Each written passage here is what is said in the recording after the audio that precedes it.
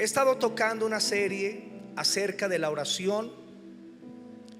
Yo quiero tocar el tercer tema de esta serie. Hoy vamos a ver oraciones fuera de la voluntad de Dios. Oraciones fuera de la voluntad de Dios.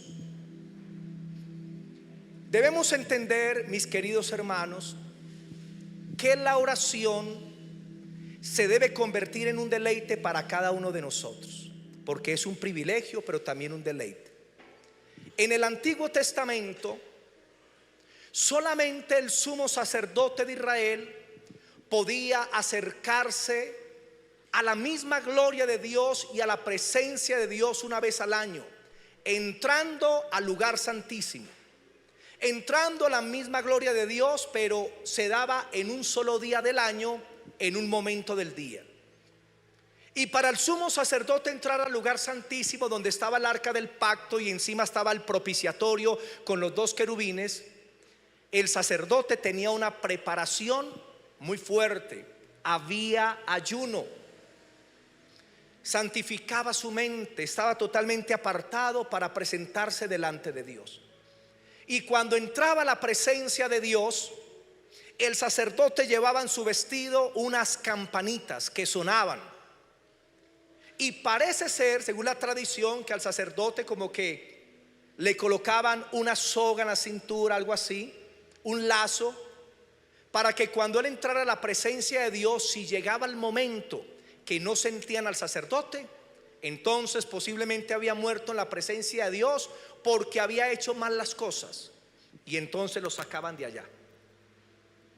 Si el sacerdote hacía todo y descendía a la gloria Shekinah cuando él rociaba la sangre sobre el propiciatorio, donde estaban los dos querubines, propiciatorio significa crear un ambiente agradable para una reconciliación. La sangre que era rociada sobre el propiciatorio reconciliaba a la nación de Israel con Dios. Y aquellos sacerdotes fueron imperfectos para darnos a entender que vendría futuro un sacerdote perfecto, que es el Señor Jesucristo. Y entonces él salía y el pueblo se gozaba porque Dios había aceptado el sacrificio que se había hecho por el perdón de pecados, y la gloria Shekinah descendía. Pero solamente el sacerdote entraba una vez al año por un momento.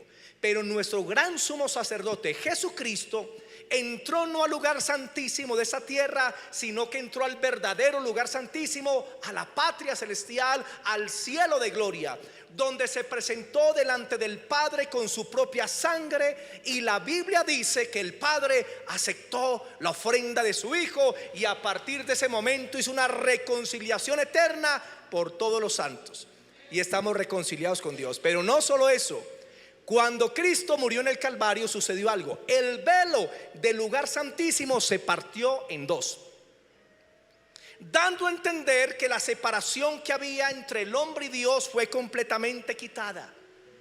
Ya no hay barreras para que el hombre se acerque a Dios por medio del sacrificio y la sangre del Hijo de Dios. El velo se abrió y hay un acceso libre al trono de la gracia para que el ser humano se pueda acercar continuamente y obtener el oportuno socorro. En el Antiguo Testamento uno solo tenía ese privilegio. En el Nuevo Testamento todos los hijos de Dios a través de Cristo tienen el privilegio de entrar a la presencia de Dios, a la misma gloria del Padre por la sangre de Cristo. ¿Cuál es el problema?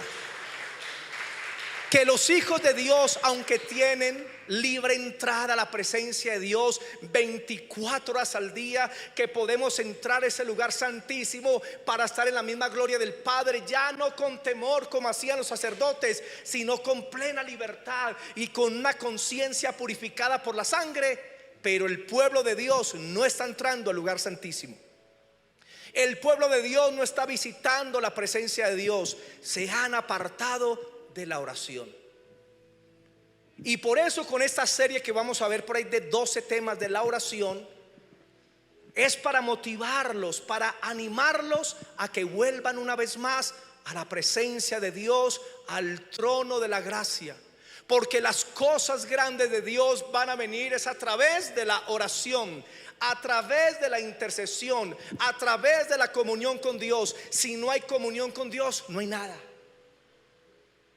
Así cantemos muy lindo, así ministremos, así prediquemos muy lindo, pero si no hay comunión con Dios, no va a haber verdaderamente un derramamiento del Espíritu Santo.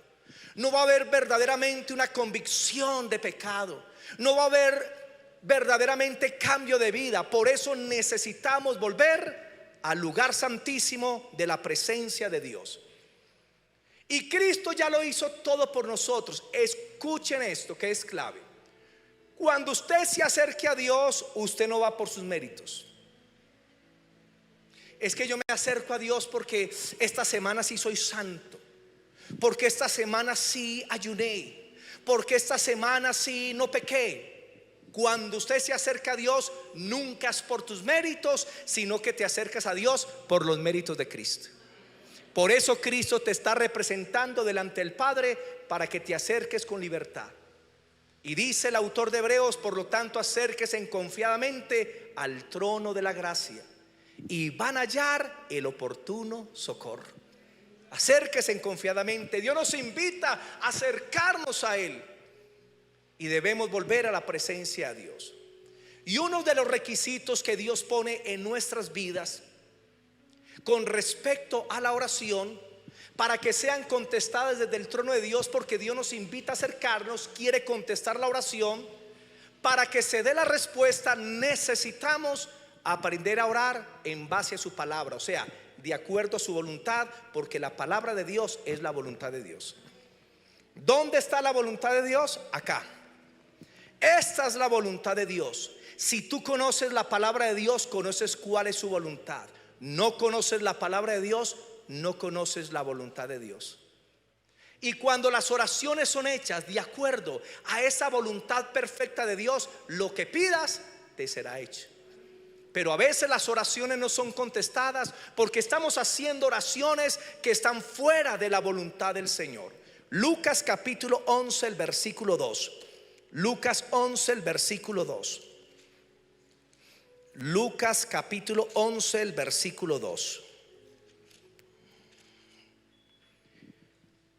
Y les dijo: cuando oréis, decid: Padre nuestro que estás en los cielos, santificado sea tu nombre, venga tu reino, hágase tu voluntad, así como es hecha en el cielo. En el cielo se hace la voluntad de Dios, porque el cielo es regido por la palabra de Dios. Y desde el cielo Dios nos ha enviado su palabra, para que también en la tierra sus hijos sean regidos por su voluntad. Amén. El mismo Señor Jesucristo nos enseña que nosotros en la tierra debemos hacer la voluntad de Dios, así como es hecha en el cielo. Y para hacer la voluntad de Dios necesitamos conocer su palabra. Necesitamos conocer lo que la Escritura dice. Mateo 26, 38 al 44. Mateo 26, versículos 38 al 44, dice lo siguiente: Jesús está orando en el huerto de Getsemaní y dice, 38: entonces Jesús les dijo: mi alma está muy triste hasta la muerte, quedaos aquí y velad conmigo. Y yendo un poco más adelante, se postró sobre su rostro, orando y diciendo: Padre mío, si es posible, pasa de mí esta copa, pero no sea como yo quiero, sino como tú. Vino luego a sus discípulos y los halló durmiendo, y dijo a Pedro: ¿así que no habéis podido velar conmigo una hora? Velad y orad para que no entréis en tentación. El espíritu a la verdad está dispuesto, pero la carne es débil. Otra vez fue y oró por segunda vez, diciendo: Padre mío, si no puedes pasar de mí esta copa sin que yo la beba, hágase tu voluntad. Y así sucedió 3 veces. El mismo Señor Jesucristo se sometió a la voluntad del Padre. El Señor Jesucristo no tenía temor, ni estaba pensando en el dolor que iba a pasar en el tiempo de su sacrificio. ni en los azotes, porque Él ya lo había anunciado, que el Hijo de Dios sería entregado, sería azotado, menospreciado, vituperado. Él ya lo sabía. Pero lo que el Señor temía era que el Dios del cielo, su Padre, lo iba a abandonar por nuestros pecados. Porque la paga del pecado es la muerte, que significa muerte es separación. Y por eso en el momento que el Padre tomó nuestro pecado y lo puso en Cristo, dice que el Padre se separó de su Hijo. Y el Hijo dice: Padre mío, ¿por qué me has abandonado? Nunca se habían separado por la eternidad y ahora lo hicieron por causa de nuestro pecado. Y Cristo no quería eso. Dijo: Padre, si hay alguna otra manera sin que nos tengamos que separar, que así sea hecho. Pero el Padre dijo: Hijo, no hay otra manera. Esta es la copa que debes tomar. Y entonces Cristo dijo: no mi voluntad, sino la tuya. Nosotros debemos aprender a movernos como el Señor Jesucristo, tratando de buscar la voluntad de Dios en cada área de nuestras vidas. Y por eso en la Escritura tenemos el consejo de Dios que nos muestra cuál es su voluntad. Primera de Juan capítulo 5 versículo 14 y 15. Primera de Juan 5, 14 y 15. 14 y 15. La confianza en la oración, y dice: y esta es la confianza que tenemos en Él, que si pedimos alguna cosa conforme a su voluntad, Él nos oye. Quiero que todos repitan esa cita conmigo. Y esta es la confianza que tenemos en Él, que si pedimos alguna cosa conforme a su voluntad, Él nos oye. Y si sabemos que Él nos oye en cualquier cosa que pidamos, sabemos que tenemos las peticiones que le hayamos hecho. Se nos afirma en esta escritura que si usted está orando a Dios de acuerdo a su palabra, alineado a lo que la escritura dice, tu oración será contestada. Nunca esperes un no de Dios cuando estás alineado con la voluntad de Dios. Pero nunca esperes un sí de Dios cuando estás desalineado con la voluntad de Dios. Porque Dios siempre responderá la oración de acuerdo a su propósito y de acuerdo a su voluntad que ha establecido en su palabra. Y es importante entender que necesitamos venir a la escritura y renovar nuestra mente con la palabra de Dios. Porque cuando llegamos a Cristo, llegamos con una mente carnal, una mente que está estropeada por el pecado y la maldad. Y a lo bueno le llamábamos malo y a lo malo le llamábamos bueno, y no entendíamos cuál era la voluntad de Dios. Pero al convertirnos y estar con Cristo y buscar su palabra, esa mente carnal comienza a salir y comienza a manifestarse en la mente de Cristo. Y de repente usted dice: wow, ya entiendo cuál es la voluntad de Dios. Oh, ya entiendo lo que el Señor quiere conmigo. Pero ¿por qué lo entiendes? Porque tu mente está siendo renovada. Si no renuevas tu mente, no vas a entender cuál es la voluntad de Dios. Romanos 12:2. Romanos capítulo 12, el versículo 2. Romanos 12:2. No se conformen a este siglo, sino transformados, o sea, cambiar por medio de la renovación de vuestro entendimiento. La mente hay que cambiarla. ¿Y cómo la cambiamos? Por la palabra, para que comprobéis cuál sea la buena voluntad de Dios, agradable y perfecta. Para comprender la voluntad de Dios hay que renovar la mente. Hay que llenar la mente con la escritura. Escuchen, el material que el Espíritu Santo usa para hacer cualquier cosa es la palabra de Dios. Y si el Espíritu Santo quiere hacer algo en mí y yo estoy orando: Señor, úsame en esto, úsame en tal área, el Espíritu Santo vendrá y mirará tu mente a ver qué tanta palabra de Dios es ahí. Pero resulta que el Espíritu Santo mira tu mente y encuentra las muñecas de la mafia. ¿Será que con eso puede hacer algo el Espíritu Santo? Y ve tu mente llena de películas de terror, llena de TikTok, de Instagram y de cosas que no deberías ver. Y Él quiere hacer algo en tu vida, pero no lo puede hacer porque estás vacío de la palabra de Dios. Un hombre y una mujer que están ungidos es porque están llenos de la palabra de Dios, y el Espíritu Santo puede obrar con esa palabra que se está moviendo en esa persona. Así que renueva tu mente con la Escritura. Si no estudiamos la palabra de Dios, entonces no podremos conocer su voluntad. La Biblia transforma la mente, nos da el pensamiento de Dios a nuestra mente. Quiero que entremos rápidamente a ver algunos ejemplos de personas en la Biblia que hicieron oraciones fuera de la voluntad de Dios. Primer ejemplo: Elías oró para que Dios le quitara la vida. El profeta Elías oró para que Dios le quitara la vida. Primera de Reyes 19:4. Primera de Reyes 19:4. 19:4. El profeta Elías fue un hombre que Dios llamó para hacer que Israel se volviera al Señor. Él era un profeta. Dios dio la ley por medio de Moisés a Israel, y Dios le dijo a Israel: si obedecen la ley, bendición; la desobedecen, maldición. ¿Cuándo aparecen los profetas? Que ese es el principal propósito de un profeta. No es tanto tratar de predecirle a una persona su futuro. No. El principal mensaje del profeta en el Antiguo Testamento era ir al pueblo de Israel de parte de Dios y decirles: ustedes han quebrantado la ley, por lo tanto les viene maldición. Pero Dios los ama y los llama al arrepentimiento, y si se arrepienten, el Señor traerá bendición sobre sus vidas. Ese era el mensaje del profeta: hacer que el pueblo se volviera a Dios. Ese es el principal propósito de un profeta. Y el pueblo se apartó de Dios y estaban adorando a Baal. Estaban adorando a Astarte, dioses paganos, porque había una reina impía llamada Jezabel, que no era de la nación de Israel, y era la principal sacerdotisa del culto a Baal, y tenía 850 Baal, 400 de Baal y 450 de Acera. Y un día Dios le dice a Elías: ya es el tiempo de que el pueblo se vuelva a mí.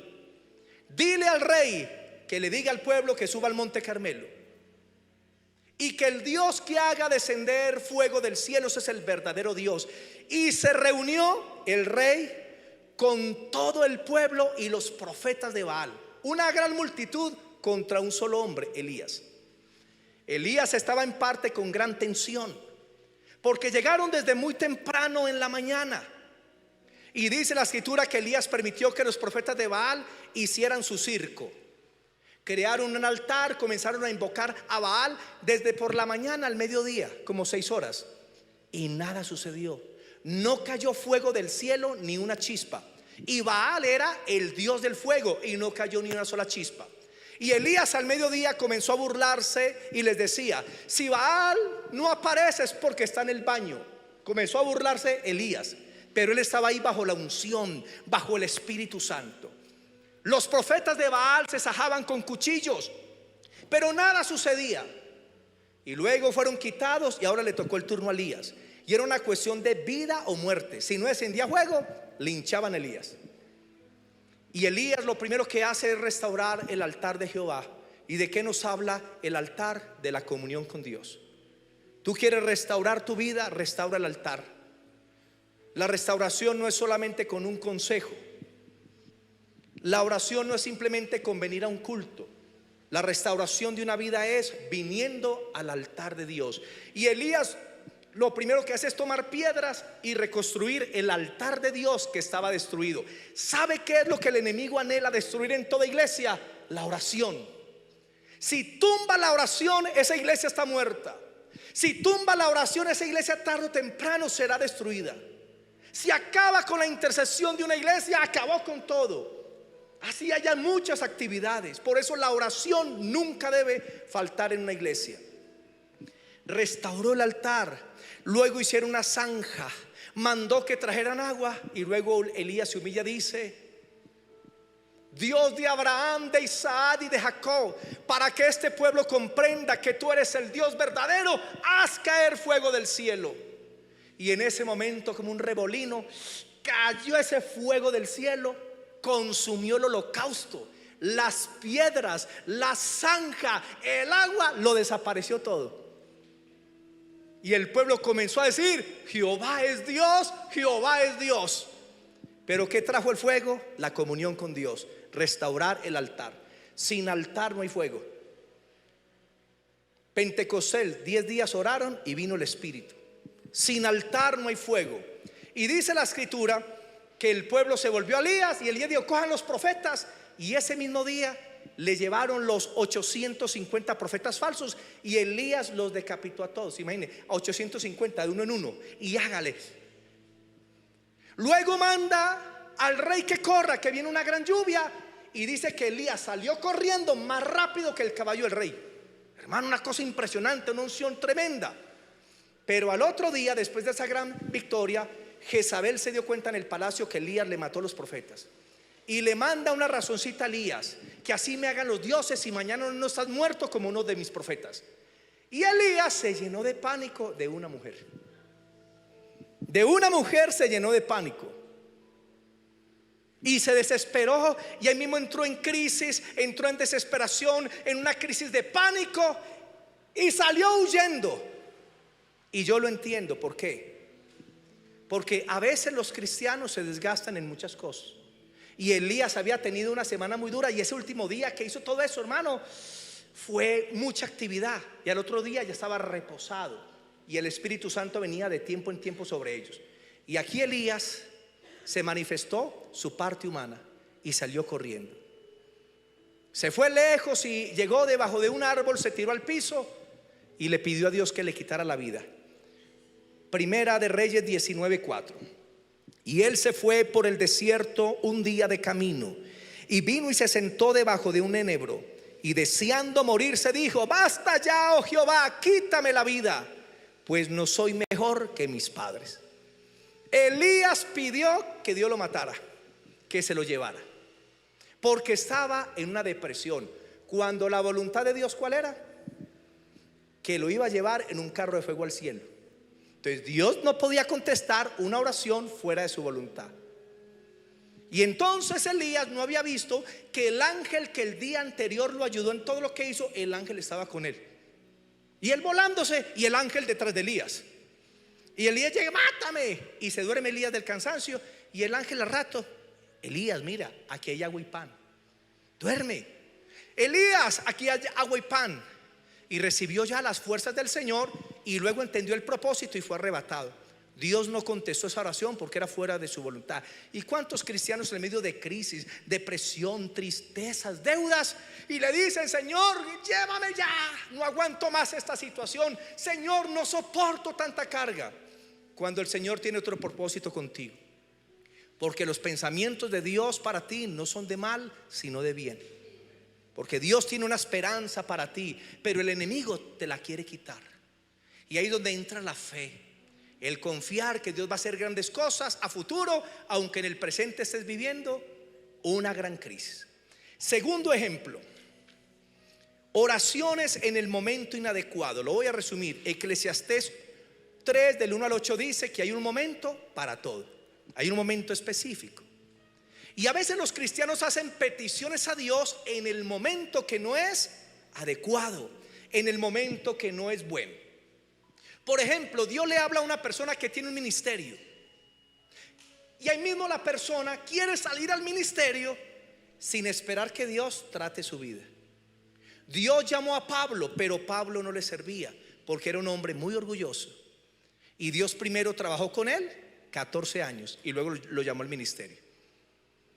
Moisés sabía que iba a libertar a Israel de Egipto y se adelantó en sus fuerzas. Y Dios lo tuvo que llevar al desierto 40 años para debilitarlo y quebrantarlo. Y cuando lo llama, Moisés dijo: yo ya no puedo, yo soy gago. Eso sucedió. Y Dios le dijo: ahorita sí me sirves, porque Dios nunca se manifiesta en la fuerza humana, sino que Dios se manifiesta en la debilidad humana. Y usó a Moisés con gran poder. Imagínense en una niña de la iglesia de 13 años pidiendo esposo. Es que quiero tener un novio ya. ¿Y para qué el novio? Y muchas niñas de las iglesias de 12, 13 años antes de tiempo aceleran el amor, como la Biblia dice en Eclesiastés: no hagan que el amor se despierte antes de tiempo. y se consiguen un novio y a los 4 meses están en embarazo. Porque se saltan los tiempos de Dios. Hay un tiempo para todo. Piensen en un niño que le pide al papá, un niño de 10 años pidiéndole al papá una moto ninja. ¿Será que el papá se la va a dar? Yo creo que la prende por primera vez y se mata. Pero hay un tiempo para todo y hay cosas que Dios no nos puede entregar. Dios te quiere dar una unción, Dios te quiere dar unos dones específicos, Dios te quiere usar de una manera poderosa, pero Dios primero tiene que tratar con nuestros corazones para poder manifestar lo que Él quiere manifestar en nuestras vidas. Hermano, ¿cuántas cosas podríamos hablar? No nos aceleremos, ore, pero espere también el tiempo de Dios. Y oraciones fuera del tiempo de Dios no son contestadas. Tercero, Juan y Santiago piden la destrucción de los samaritanos. Apunta esa cita, Lucas 9, 51 al 56. Jesús iba hacia Jerusalén y pasaron por una aldea de samaritanos. Y los discípulos fueron a los samaritanos a preparar un lugar para Jesús. Pero los samaritanos vieron que Jesús iba como para Jerusalén y no les gustó, porque había una bronca, una guerra entre los judíos de Jerusalén y los samaritanos. Y entonces lo rechazaron. Y llega Juan y Jacobo y le dicen: Señor, no te quieren recibir. Permite que oremos al cielo y que caiga fuego como lo hizo Elías y los mate a todos. Y el Señor les contestó: ay, ay, ay, ustedes no saben de qué espíritu son, porque ya no estamos bajo la ley, sino bajo la gracia, bajo la misericordia, bajo el perdón de Dios. Y ellos no lo entendían, y Dios no les contestó esa petición. Asimismo, hoy hay cristianos que les gusta estar lanzando juicios. ¿Qué tal se va a morir? ¿Que a aquel le va a venir eso? ¿Que tal iglesia se va a destruir? ¿Que va a venir esto? Y un terremoto y el otro. Hace muchos años un pastor aquí en Manizales comenzó a profetizar con fecha que venía un terremoto. Y una familia de Manizales se fue para Medellín. Por allá se estrellaron huyendo del terremoto y se mataron. Hay que tener cuidado con eso. Mire, si Dios permite que haya un terremoto a Manizales, amén, pero Dios te guarda, amén. El lugar más seguro para ti es el lugar de Dios. Y por eso hay personas que van en un avión, se cae el avión y quedan 2 o 3 vivos. ¿Cómo es posible eso? Porque Dios les guardó. Mientras que otro va por la calle, una cáscara de banano, y se mata. Es Dios el que guarda nuestra vida, el que nos protege. Es Dios el que lo hace. Pero no pidamos la destrucción, ni tengamos bronca contra nadie, ni le deseemos el mal a nadie. El Señor dice: bendigamos a los que nos maldicen. A quien me haga un daño le debo hacer un bien. A quien me persigue, me ultraja, voy a orar que Dios tenga misericordia de esas personas. Pero no podemos retener nada contra nadie, ni contra hermanos, ni contra la familia, ni contra ninguna persona. Y por eso Dios no contestó esa oración. Misericordia quiero y no sacrificio. Otro, oraciones con propósitos mundanos. Santiago 4. Denme en 10 minuticos y terminamos. Santiago capítulo 4.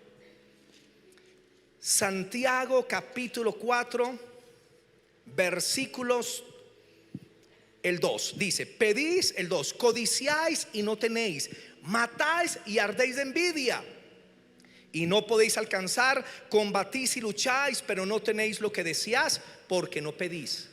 ¿Por qué muchos no tienen? Digan: porque no piden. Otra vez digan: porque no piden.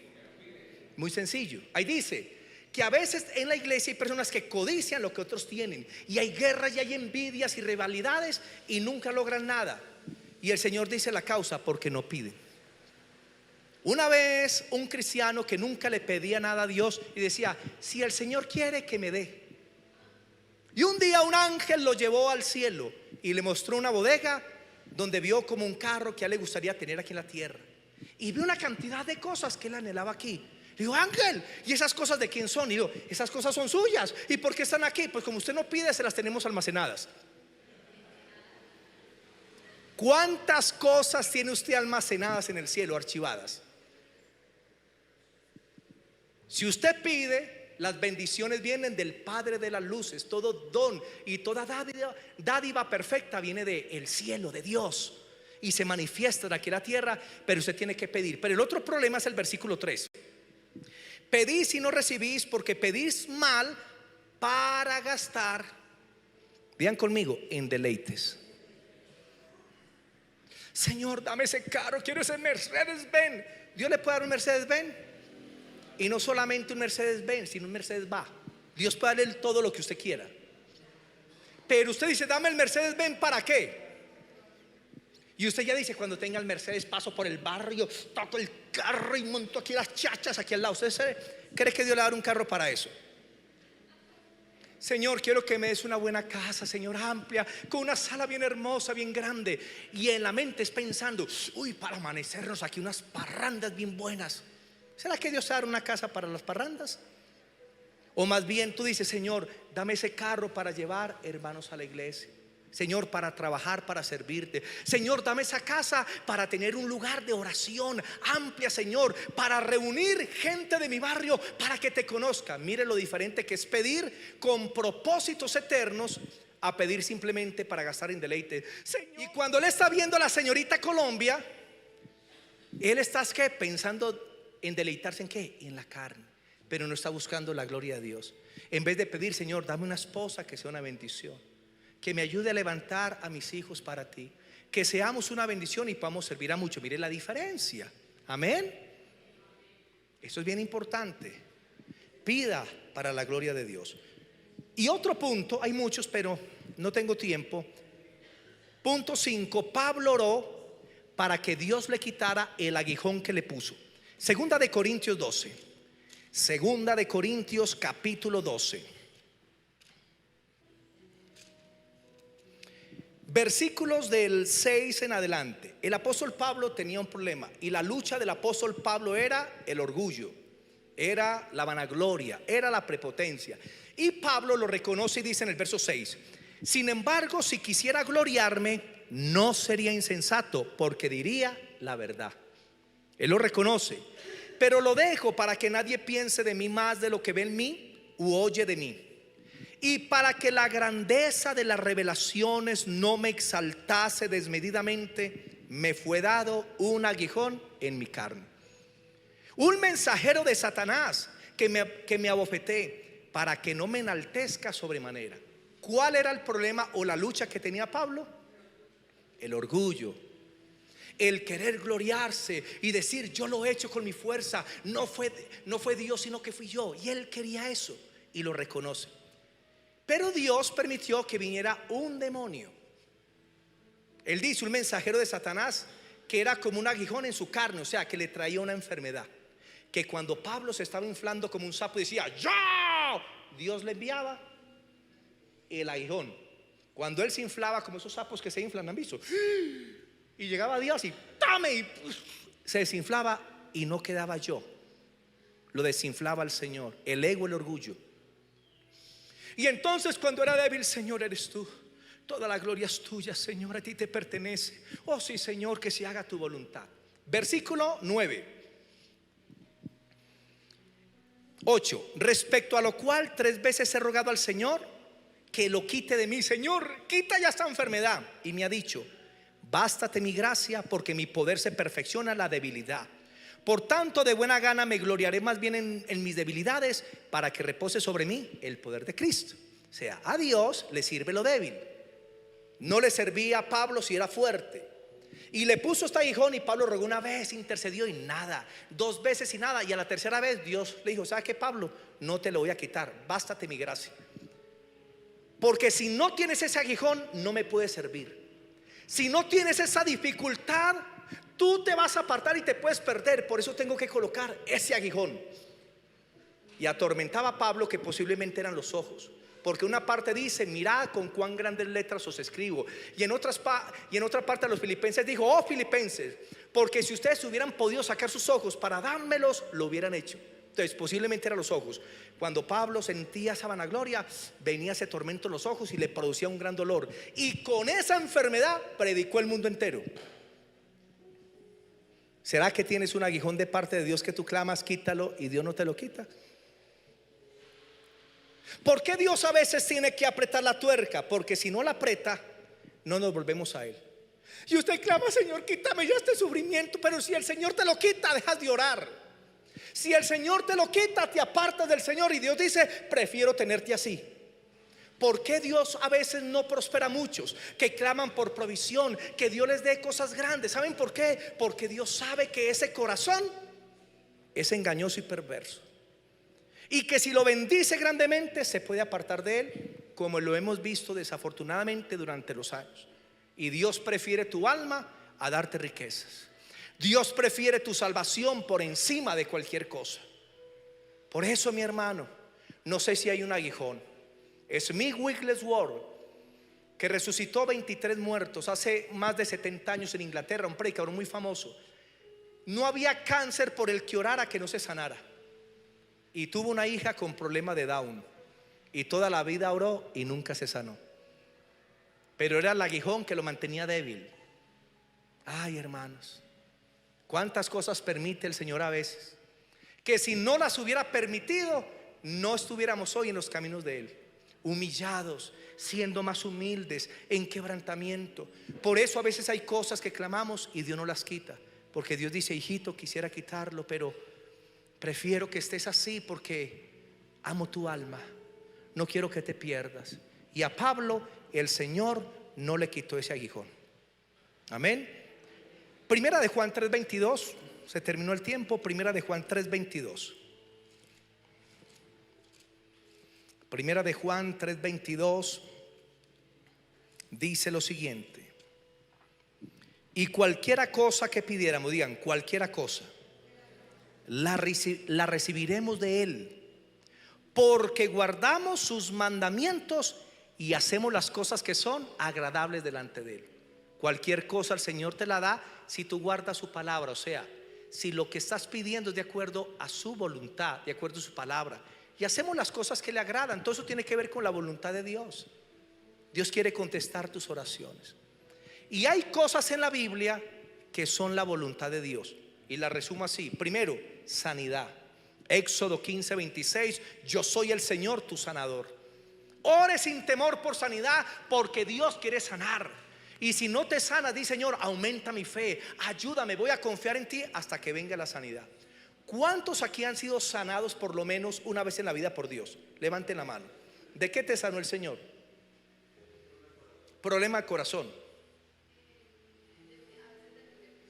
depresión. Eso es sanidad, porque hay sanidad física, sanidad de las emociones, sanidad de la mente. ¿De qué fuiste sana, Noelia?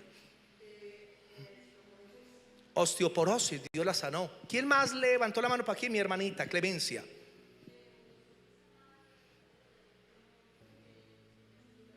De un tumor canceroso la sanó el Señor. Albita, ¿de qué te sanó el Señor? Dolor de cintura, mire todo. Y si preguntamos, sanidad, porque Él es el Señor nuestro sanador. Amén. Démosle ese aplauso a Jesús. Amén. Cosas que son la voluntad de Dios. Protección. El ángel del Señor acampa alrededor de los que lo temen y los defiende. Dios te ha librado de atracos, Dios te ha librado de accidentes, Dios te ha librado de personas con malas intenciones, porque Dios ha prometido protección. Ore sin temor por protección. Perdón de pecados. Cuando tú ores por el perdón, cree que Dios te perdona, porque ya lo dice su palabra, su voluntad. Por su amor los amaré de pura gracia, y de tal manera amó Dios al mundo que dio a su Hijo.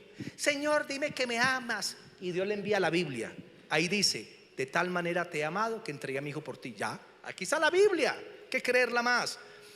Largura de vida. Éxodo 23, 24 y 25. 23, 25 y 26. Y los saciaré de larga vida, y completaré el número de tus días. Los completará el Señor. Ayuda en las dificultades, su presencia con nosotros, la guianza de Dios, ser guardados de la tentación, autoridad sobre los demonios, libertad de la maldición, porque Cristo ya llevó la maldición en el Calvario. Suplir nuestras necesidades, ayuda en la angustia, y hay muchas otras cosas que la Biblia dice que son su voluntad. Amén. Luego les pasaré este material. Cuenten que este material les va a llegar. Vamos a orar, mis hermanitos. Terminemos en oración. Amado Dios y Padre, queremos darte gracias por esta noche tan especial, en la cual, Señor, tu Espíritu ha estado con nosotros y está en este momento. Podemos sentir esa gloria, Padre. Aunque está haciendo frío en el ambiente afuera, aquí sentimos, Señor, el fuego. Porque hay altar, porque hay oración, porque hay adoración a Jesús, porque estamos exaltando al Hijo de Dios. Y por eso tu presencia está en este lugar. Padre, hoy pedimos que nos enseñes a orar de la manera correcta, que nuestras peticiones sean levantadas delante de ti, Señor, de acuerdo a tu voluntad. Que no oremos para los deleites, ni dirigidos por nuestras emociones o por nuestros deseos, sino que nuestras oraciones lleven como base la palabra. Así como Moisés oraba de acuerdo a la ley, así como Daniel oraba de acuerdo a las profecías de Jeremías, así como Esdras oraba de acuerdo a la palabra de Dios, que así nuestra oración sea bíblica, que nuestra oración sea, tú lo has dicho, y como dice Isaías, el Señor dice: hacedme recordar mis promesas. Ve al Señor con la palabra y dile: Señor, tú lo has dicho y tú eres verdadero, tú eres fiel y lo cumplirás. Señor, lo que estoy pidiendo tú lo has dicho en tu palabra y yo lo creo. Y gracias, Padre, porque por orar de acuerdo a tu palabra tengo la petición. Padre, en el nombre de Jesús, bendice a tu pueblo, y que a partir de hoy sus oraciones sean efectivas y poderosas. Que la gloria de Dios descienda. Gracias, Señor. Amén y amén. Démosle ese aplauso a Jesús. Amén y amén.